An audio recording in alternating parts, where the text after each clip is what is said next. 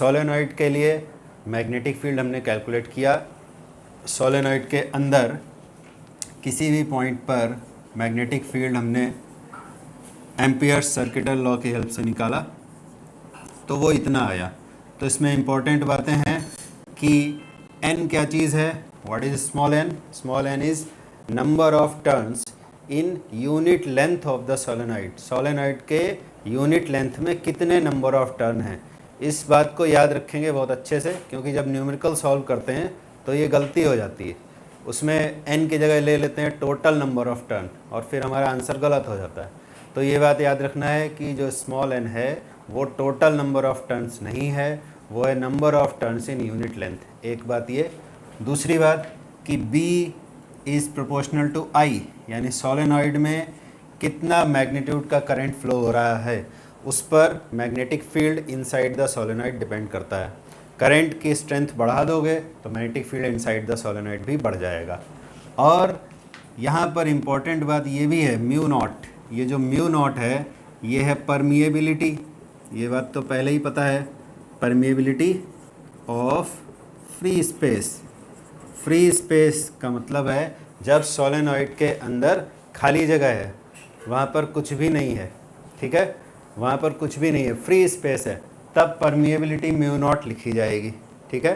But अगर अंदर की जो खाली जगह है उसमें कोई ऐसा मटेरियल डाल दें जिसकी परमिएबिलिटी हो म्यू, मान लो कि एक हमने ऐसा मटेरियल रख दिया सोलेनॉइड के अंदर, permeability of the material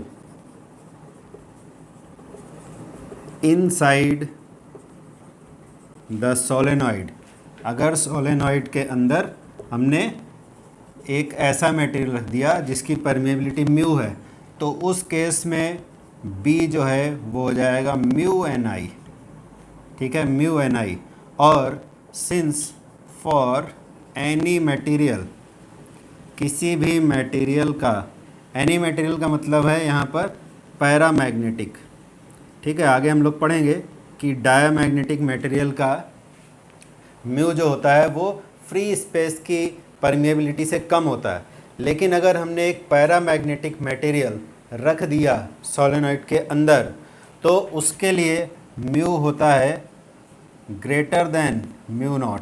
therefore अगर हमने अंदर एक ऐसा मटेरियल रख दिया जिसकी परमिएबिलिटी फ्री स्पेस की परमिएबिलिटी से ज़्यादा है, यानी पैरामैग्नेटिक मटेरियल अगर रख दिया तो B की वैल्यू भी बढ़ जाती है, ठीक है। तो अगर मान लें इसको B नॉट और हमने जब मटेरियल रख दिया तो हो गया B, तो B will be greater than B not, ठीक है। बाकी इसका डिटेल जब हम मैग्नेटिक प्रॉपर्टीज़ ऑफ मटेरियल पढ़ेंगे तो फिर से वहाँ पर डिस्कस होगा। तो ये हुआ magnetic field inside a solenoid. अब हम पढ़ेंगे एक अलग टाइप का सोलेनॉइड ही है, बट क्या किया, एक लॉन्ग सोलेनॉइड था और उसको हमने दोनों एंड्स ऐसे मोड़ करके आपस में जोड़ दिए। जैसे एक वो खिलौना होता है स्प्रिंग वाला जिसको बोलते हैं स्लिंकी, ठीक है, स्प्रिंग होता है लंबा सा, और वैसे ही समझ लो एक सोलेनॉइड था, बहुत लंबा सा एक सोलेनॉइड था। ऐसे एक सोलेनॉइड था हमारे पास इस तरह से। तो इसके दोनों एंड्स को, ये वाला एंड मान लो A था और ये B था, दोनों एंड्स को ऐसे पकड़ करके हमने जोड़ दिया तो एक सर्कुलर सोलेनॉइड बन जाएगा, ठीक है। उस सर्कुलर सोलेनॉइड को बोलते हैं टॉरॉइड, ठीक है। टॉरॉइड क्या है, एक सर्कुलर सोलेनॉइड है, सर्कुलर सोलेनॉइड, ठीक। तो ऐसा करना कि ऐसे सीधा एक सोलेनॉइड था फिर उसको मोड़ करके सर्कुलर सोलेनॉइड बनाया, इसकी बजाय हम ऐसा भी कर सकते हैं कि एक रिंग लें, नॉन कंडक्टिंग मटेरियल का एक रिंग, ठीक, एक रिंग लिया जाए और उस पूरे रिंग पर वायर लपेट दिया जाए, ठीक है। तो पूरे रिंग पर अगर हम टाइटली वाउंड कर देंगे एक वायर को सर्कुलर रिंग लेकर के, तो हमें मिल जाएगा एक टॉरॉइड। तो किस तरह का दिखेगा ये डायग्राम बनाकर इमेजिन करने की कोशिश करते हैं। तो मान लो ये हमारा इनर रेडियस था उस रिंग का, ये इनर रेडियस था R1 और ये आउटर रेडियस था उस रिंग का। ये नॉन कंडक्टिंग मटेरियल का एक रिंग हमने ले लिया, इसका आउटर रेडियस है। यहाँ पे फ्री स्पेस है, यहाँ कुछ नहीं है, और यहाँ पे वो जो नॉन कंडक्टिंग मटेरियल है उसका मटेरियल है। ठीक है, तो अब इस रिंग के ऊपर अगर हम वायर लपेट दें, ये हमने ऐसे वायर लिया, ऐसे वायर गया बैक साइड से, और हमने इस वायर को इस रिंग के ऊपर लपेट दिया, टाइटली बाउंड कर दिया। यहाँ पर ये स्पेस दिखाई दे रहा है, बट प्रैक्टिकली ये स्पेस नहीं होना चाहिए। ठीक है, ये टाइटली बाउंड होगा, गैप नहीं होगा वायर्स के बीच में। तो ऐसे हमने वायर के टर्न्स यहाँ पर इसमें बना दिए इस सर्कुलर रिंग में। तो ये बन गया हमारा एक टॉरॉइड। ठीक, this is called a torrid. इधर से करंट एंटर किया, ऐसे ये करंट है,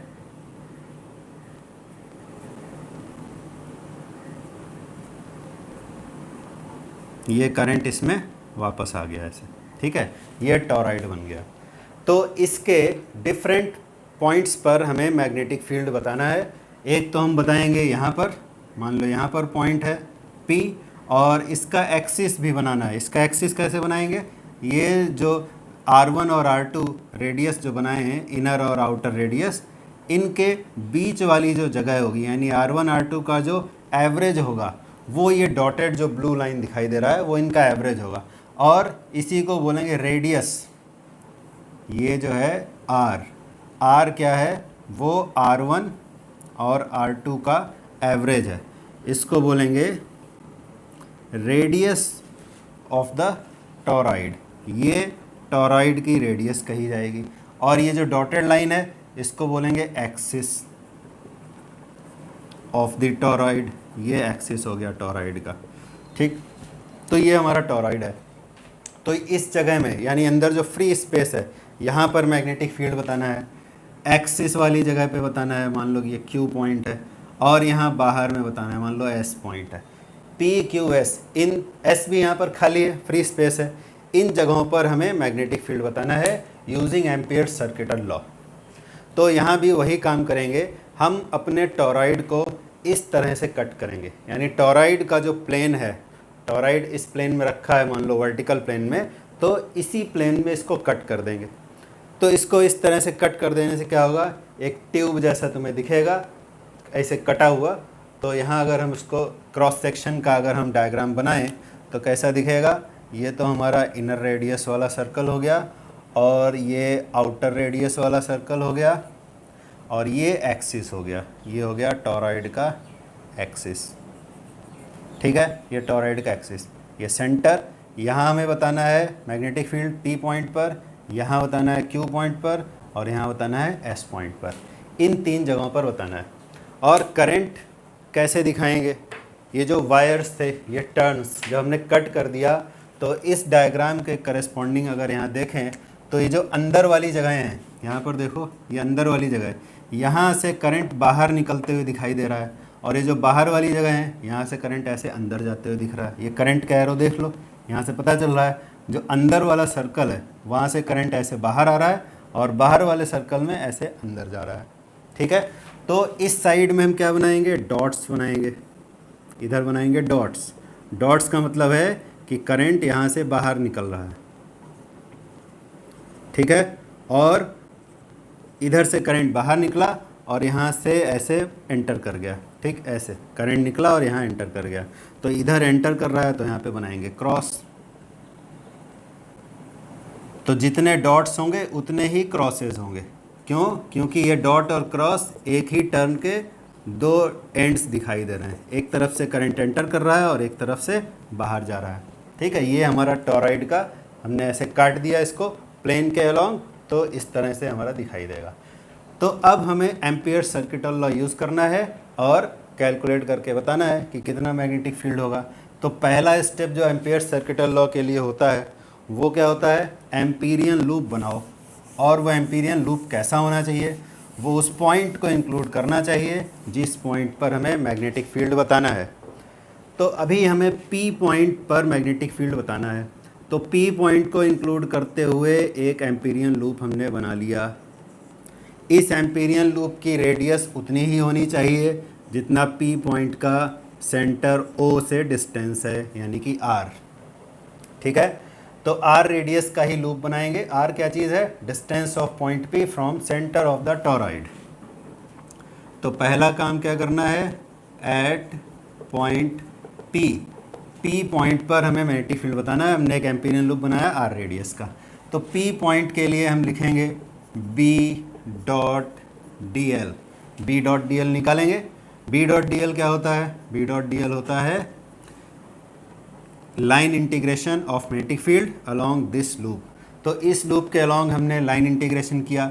बी और डी एल को सेम डायरेक्शन में ले लेंगे तो B D L cos zero आ जाएगा।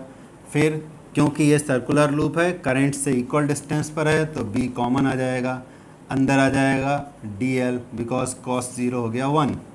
ठीक, तो डी एल क्या चीज़ है? डी एल इस एम्पीरियन लूप का एक एलिमेंट है। यहाँ डायग्राम में सारी चीज़ नहीं दिखा रहे हैं क्योंकि ऑलरेडी एक्सप्लेंड है। ठीक है, यहाँ पर कंजस्टेड हो जाने की वजह से नहीं दिखा रहे हैं, बट डी एल और बी डी एल इन सब बातों का वही मीनिंग है जो इससे अर्लियर डिस्कशंस में हुआ था। तो डी एल का इंटीग्रेशन मतलब ये जो एम्पीरियन लूप है इसके सारे elements D L D L D L D L सबको इंटीग्रेट कर देंगे। इंटीग्रेट कर देंगे मतलब जोड़ देंगे। तो डी एल का इस क्लोज लूप के लिए इंटीग्रेशन आ जाएगा 2 पाई आर। ठीक है, तो ये हमारा बी डॉट डी एल हुआ according to calculation. Now according to Ampere's circuital law B dot D L कितना आता है? According to Ampere's circuital law B dot D L आना चाहिए म्यू नॉट आई नेट। तो आई नेट का मतलब क्या हुआ कि ये जो एम्पीरियन लूप है, ये जो ब्लैक अंदर डॉटेड लूप दिखाई दे रहा है आर रेडियस का, इसको पार करके कितनी करंट जा रही है। तो यहाँ डायग्राम में क्लियर है कि ये जो डॉट्स हैं, ये डॉट्स क्या चीज़ थे? ये करंट बाहर निकलने वाला करंट था और क्रॉस क्या था? अंदर जाने वाला करंट। तो इस एम्पीरियन लूप को अगर देखें तो इसके अंदर ना तो कोई डॉट है और ना ही कोई क्रॉस है, यानी इस एम्पीरियन लूप के अंदर से ना तो कोई करंट बाहर आ रही है और ना ही कोई करंट अंदर जा रही है। इट मीन्स इस लूप के लिए आई नेट की वैल्यू हो जाएगी 0। तो for point P I net हो जाता है 0। Therefore according two ampere circuital law point P के लिए बी डॉट डी एल आ जाता है 0। तो इक्वेशन 1 और 2 दोनों में हमने बी डॉट डी एल निकाला है पी पॉइंट के लिए, पी पॉइंट के लिए बी डॉट डी एल। ठीक है, तो ये दोनों यानी कि बराबर होने चाहिए। देयरफॉर फ्रॉम इक्वेशंस 1 एंड 2, 1 और 2 इक्वेशन से b into 2 pi R is equal to 0। तो यहाँ से b इक्वल टू आ गया 0, यानी कि p पॉइंट पर मतलब टोरॉइड के अंदर जो फ्री स्पेस है वहाँ पर कोई भी मैग्नेटिक फील्ड नहीं होगा, वहाँ मैग्नेटिक फील्ड हो जाएगा 0। ठीक है, अब Q पॉइंट के लिए निकालते हैं। Q पॉइंट एक्सिस पर हो सकता है या अंदर वाली किसी भी स्पेस में हो सकता है, ज़रूरी नहीं कि एक्सिस पर हो, यहाँ भी हो सकता है, यहाँ भी हो सकता है, बट वो टोरॉइड के अंदर होना चाहिए। टोरॉइड का जो सर्कुलर पार्ट है, जो उसका नॉन कंडक्टिंग मटेरियल का रिंग हमने लिया था, उसके अंदर होना चाहिए। तो सपोज़ Q पॉइंट यहाँ पर है, यानी कि अब जो R डिस्टेंस है वो ये हो गई, ये R हो गया। ठीक है, अब Q पॉइंट के लिए अगर हम कैलकुलेट करते हैं B dot D L at point Q point के लिए एम्पीरियन लूप बनाए। तो Q पॉइंट के लिए एम्पीरियन लूप बनाया, ये जो डॉटेड ब्लू लाइन है मान लो यही एम्पीरियन लूप है, क्योंकि R डिस्टेंस पर Q पॉइंट था तो R रेडियस का ही एम्पीरियन लूप बना लिया, because Q point Amperian loop के ऊपर आना चाहिए। तो इस एम्पीरियन लूप के लिए हमने B डॉट डी एल किया, मैग्नेटिक फील्ड और डी एल को लेकर लाइन इंटीग्रेशन किया, सेम आ गया 2 पाई आर। आर रेडियस का ही एम्पीरियन लूप ले लिया था। आर की वैल्यू हर केस में अलग अलग है। ठीक है, पी के लिए आर की वैल्यू इतनी थी, क्यू के लिए आर की वैल्यू इतनी है और एस के लिए आर की वैल्यू इतनी हो जाएगी, बट इन जनरल हमने उसको आर ही लिख रखा है। ठीक है, तो या कोई चाहे तो ऐसे भी लिख सकता है कि पी पॉइंट के लिए at P R is less than R1, ऐसा लिखने से भी चलेगा। At Q R is between R2 and R1 and at S R is greater than R2, ऐसे भी लिख सकते हैं। अगर कोई कन्फ्यूज़न है तो ऐसे भी लिख सकते हैं। 1, ये अभी सेकंड केस हमारा चल रहा है और ये 3।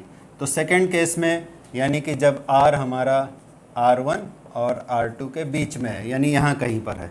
ठीक, तो इसके लिए हमने निकाला लाइन इंटीग्रेशन 2 पाई आर हुआ, फिर एम्पियर सर्किटल लॉ के अकॉर्डिंग लिखा। अब यहाँ पर चेंज आ जाएगा। अब अगर हम आई नेट की वैल्यू लिखेंगे तो देखो क्या आएगा। यहाँ तक तो ठीक है, सेम कैलकुलेशन था, यहाँ से चेंज हो जाएगा। क्यू पॉइंट के लिए अगर आई नेट देखें, आई नेट का मतलब होता है कि एम्पीरियन लूप को थ्रेड कर करके कि यानी उसको छेद करके कितना करंट जा रहा है। तो ये जो हमारा डॉटेड लूप था ब्लू वाला, इसके अंदर से कितना करंट बाहर निकल रहा है या अंदर कितना करंट जा रहा है वो हमें देखना है, वही आई नेट हो जाएगा। तो यहाँ देखो इस ब्लू डॉटेड सर्कल के अंदर ये सारे डॉट्स आ रहे हैं, यानी इस टॉरॉइड में जितने भी नंबर ऑफ टर्न्स होंगे सारे के सारे यहाँ पर हमें ऐसे बाहर की तरफ करंट देते हैं। ठीक है, इस तरह बाहर की तरफ करंट निकल रहा है। मतलब अगर टोटल नंबर ऑफ टर्न यहाँ पर हैं टॉरॉइड में, पूरे जितने बार वायर लपेटा गया वो है कैपिटल एन, तो यहाँ पर एक टर्न से आई करंट बाहर निकलता है, तो कैपिटल एन टर्न से निकलेंगे एन इंटू आई करंट। ठीक है, वही हमारा आई नेट हो जाएगा। Therefore at point Q I net क्या हो जाएगा, capital N into I. Capital N क्या चीज़ है, capital N is the number of turns, is the total number of turns, यहाँ लिख देते हैं, is the total number of turns in the toroid. Toroid में टोटल नंबर ऑफ टर्न्स कितने हैं वो है कैपिटल एन। तो एक टर्न हमें आई करंट देता है, तो एन टर्न्स कितना करंट देंगे, एन आई, यानी कितने बार इसको छेद करके करंट बाहर निकल रहा है, एन बार। तो आई नेट हो गया एन आई, तो यहाँ पे वैल्यू लिखेंगे। Therefore B dot D L आ जाएगा कितना, म्यू नॉट एन आई।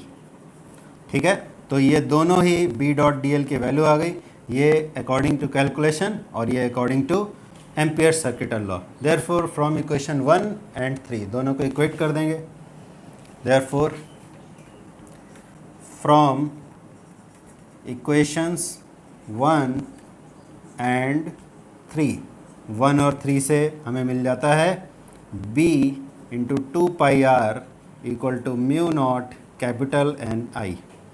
ठीक है, तो यहाँ से b की वैल्यू आ गई, b की वैल्यू क्या आ गई, mu not capital N I by 2 pi R, ये आ गया।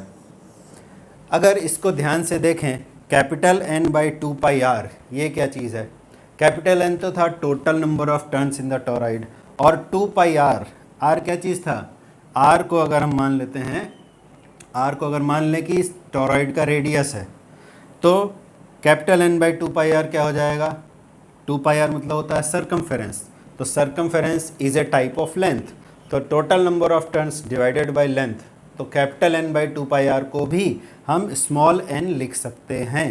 तो और यहाँ पर आ जाएगा क्या, b इक्वल टू, इधर लिख देते हैं इसी को, b इक्वल टू, अगर capital N by 2 pi R को स्मॉल एन लिखा तो ये एक्सप्रेशन भी बिल्कुल सोलेनॉइड के जैसा ही दिखने लगेगा, लेकिन दोनों में डिफरेंस है।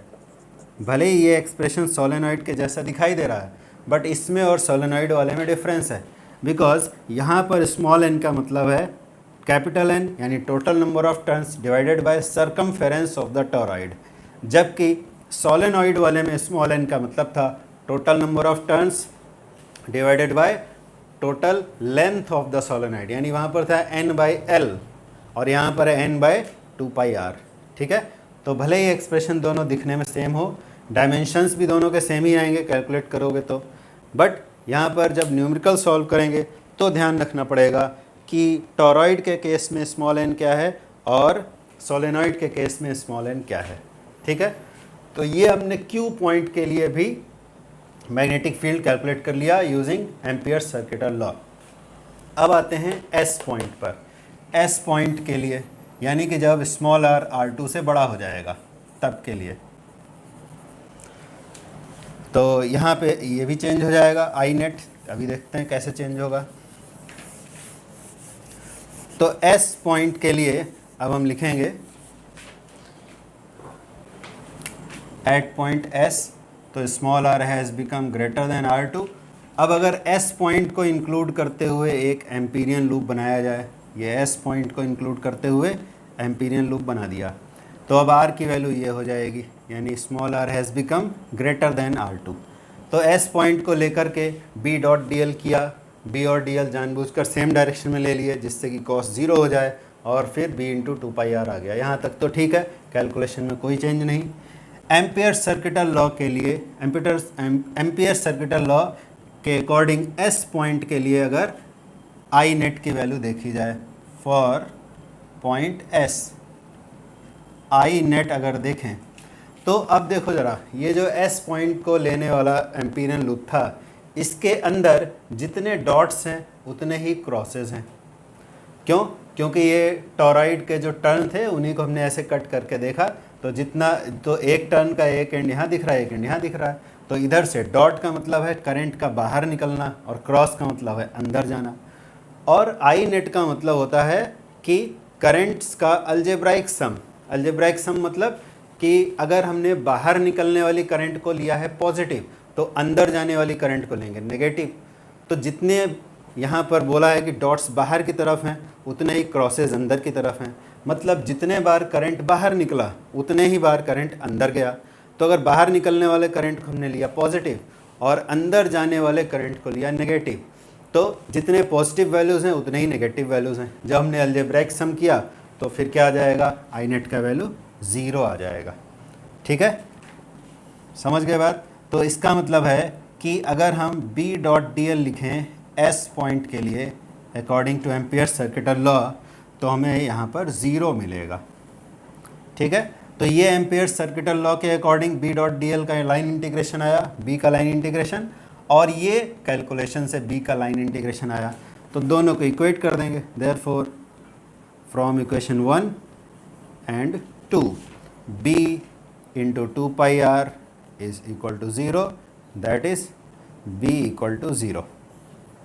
ठीक है, यानी कि टॉरॉइड के लिए जो टॉरॉइड का बाहर वाला पॉइंट है वहाँ भी मैग्नेटिक फील्ड 0 है, और जो अंदर का फ्री स्पेस है वहाँ भी मैग्नेटिक फील्ड 0 है। मैग्नेटिक फील्ड केवल टॉरॉइड के अंदर है, जो ऐसे सर्कुलर ट्यूब है बस उस ट्यूब के अंदर अंदर मैग्नेटिक फील्ड है, बाहर मैग्नेटिक फील्ड नहीं है। क्लियर? तो अगर इसी चीज़ को हम स्ट्रेट सोलेनॉइड के ऊपर, यानी ये तो टॉरॉइड था, सर्कुलर सोलेनॉइड को हमने टॉरॉइड कह दिया, अगर सीधा सोलेनॉइड हो, इस चीज़ को वहाँ पर भी अप्लाई कर सकते हैं समझने के लिए कि वहाँ बाहर की तरफ मैग्नेटिक फील्ड 0 क्यों होता है। तो ऐसा इमेजिन करो कि एक जो टॉरॉइड है ये इनफाइनाइट रेडियस का टॉरॉइड है। इनफाइनाइट रेडियस मतलब बहुत बड़े साइज़ का सर्कुलर टॉरॉइड है। ठीक है, तो जब बहुत बड़े साइज़ का एक सर्कुलर ऑब्जेक्ट होगा और उसका हम एक छोटा पार्ट देखें तो वो हमें लगभग स्ट्रेट लाइन दिखाई देगा, है कि नहीं? जैसे कि फॉर एग्जांपल अगर हम अर्थ की बात करें और उसको स्फेयर मान लें, तो है तो वो स्फेयर, बट उसका रेडियस हमारे परसेप्शन के कंपैरिजन में बहुत बड़ा है। तो हम जिस जगह में रहते हैं वहाँ पे हमें अर्थ फ्लैट दिखाई देता है। क्यों? क्योंकि वो एक बहुत बड़े रेडियस का स्फेयर है। और अगर हम कह दें कि वो इनफाइनाइट रेडियस का स्फेयर है तो हमें बहुत दूर दूर तक फ्लैट दिखाई देगा। सिमिलर ऑब्जर्वेशन यहाँ पे अप्लाई कर दो कि अगर टॉरॉइड जो है वो एक इनफाइनाइट रेडियस का सर्कल है, ठीक है, ये जो रेडियस है ये इनफाइनाइट है, और उसका एक छोटा पार्ट अगर देखें तो वो हमें स्ट्रेट सोलेनॉइड के जैसे दिखाई देगा।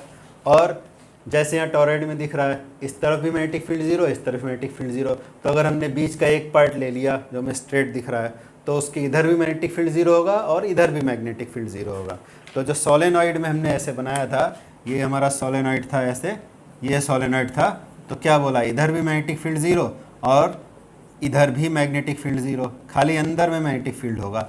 तो ऐसा मान लो कि ये सोलेनॉइड एक बहुत बड़े रेडियस का टॉरॉइड है, उसका एक पार्ट है, तो यहाँ मैग्नेटिक फील्ड 0, यहाँ भी मैग्नेटिक फील्ड 0। तो ये चीज़ यहाँ पर अप्लाई करके भी समझ सकते हैं कि सोलेनॉइड के दोनों तरफ मैग्नेटिक फील्ड 0 क्यों होता है।